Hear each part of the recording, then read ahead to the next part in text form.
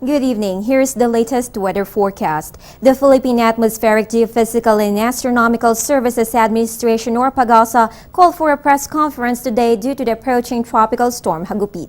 Filipinos are being put on alert on the threat of the threatening cyclone as it continues to move towards the Philippine area of responsibility. PAGASA Assistant Weather Services Chief Rene Paciente says the storm is still too far to affect the country. As of 2 p.m. today, it is estimated at 2,325 kilometers east of Mindanao, with maximum sustained winds of 75 kilometers per hour and gustiness of up to 90 kilometers per hour. The storm is moving west-northwest at 35 kilometers per hour. With favorable atmospheric conditions and warm sea surface temperature, Hagupit is expected to intensify into typhoon category before entering PAR on Thursday. By then, it will be given the local name Ruby. As of today, PAGASA states two possible scenarios based on various forecasting models and tools. First, Hagupit will landfall in eastern Visayas. This is possible if the high-pressure area above the Philippines does not weaken or give way for the cyclone's northward movement. It is expected to dump moderate to intense rainfall along its track, bringing possible flash floods and landslides in this area. Second scenario shows Hagupit will not make landfall in the Philippines. Instead, it will recurve towards southern Japan, sparing the Philippines from a direct hit. It still will bring moderate to occasional heavy rains along the eastern section of Luzon and Visayas before it moves farther away from the country. Again, it's still too far to determine with confidence the actual track of the storm. Several factors could affect it, including the cold front, a break in high-pressure area, and the monsoon surge, among others. Everyone, especially in the Philippines and Japan, is advised to continuously monitor weather updates and prepare for the possible outcomes of what seems to be a dangerous typhoon.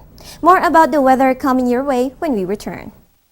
Kainan na! At syempre, hindi kumpleto kapag walang kanin. Almusal, hapunan, sa karinderya, restaurant, only rice, half rice, brown, puti. Sa bahay, opisina, pati sa eskwela. Basta, wag lang may maaksaya. Palay, bigas, kanin, wag sayangin. Bigyang halaga ang mga munting butil upang tayo'y pagpalain ng isang masaganang ani. Isang paalala mula sa Department of Agriculture. The northeast monsoon continues to affect the northern and central Luzon, bringing light rains over the regions of Cagayan Valley and Cordillera, as isolated light rains is also expected over Ilocos region and central Luzon. Meanwhile, the remaining parts of the country, including Metro Manila, can expect partly cloudy to cloudy skies with isolated rain showers or thunderstorms. In related news, gale warning is still up over the seaboards of northern Luzon and the eastern seaboards of central Luzon. Expect rough to very rough sea conditions with wave height reaching up to 4.5 meters. Sea travel is risky in the following hours due to the surge of the northeast monsoon. Meanwhile, let's check the top 5 lowest temperatures recorded by PAGASA this Tuesday. First on the list is Baguio City with 16 degrees Celsius, followed by Malaybalay with 18.1 degrees Celsius.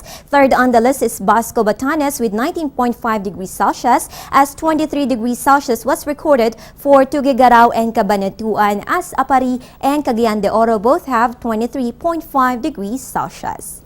Moving on to astronomy news, our current lunar phase is the waxing gibbous moon.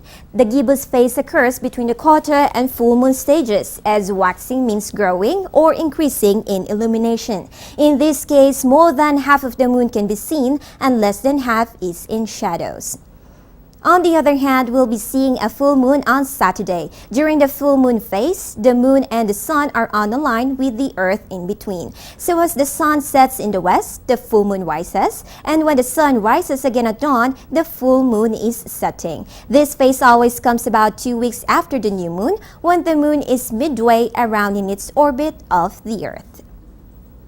And to end tonight's forecast, tomorrow, Wednesday, 3rd of December, the sun will rise 6:06 in the morning and will set 5:25 in the afternoon. And that's our weather forecast for tonight, brought to you by Panahon TV. Be sure to like us on Facebook and follow us on Twitter at Panahon TV, and join us tomorrow at 5 in the morning as we deliver the latest weather information right here from PAGASA. This has been your weather girl, April Enerio. Good evening.